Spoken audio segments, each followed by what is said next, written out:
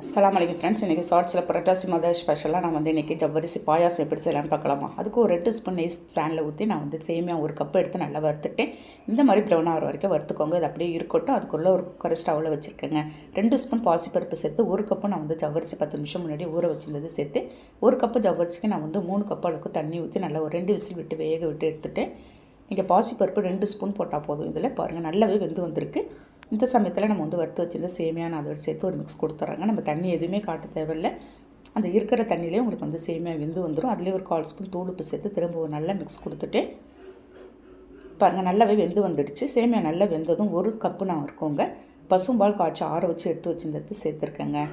பாலை சேர்த்து நல்லா ஒரு மிக்ஸ் கொடுத்துட்டு நான் ஒரு 1/2 கப்பு இருக்கும் நாட்டு சர்க்கரை சேர்த்துருக்கேன். உங்கள்கிட்ட வெள்ளம் இருந்தாலும் நீங்கள் அதை கரைச்சி அப்படியே சேர்த்துக்கலாம். நல்ல ஒரு மிக்ஸ் கொடுத்துட்டு நெய்யில் ஒரு 4 ஸ்பூன் நெய்யில் நான் பாதமும் திராட்சையும் சேர்த்து தாளித்து ஊற்றிட்டேங்க. சூடாத்து சர்வ் பண்ணுங்கள். ட்ரை பண்ணி பார்த்துட்டு கண்டிப்பாக கமெண்ட் பண்ணுங்கள். நெக்ஸ்ட்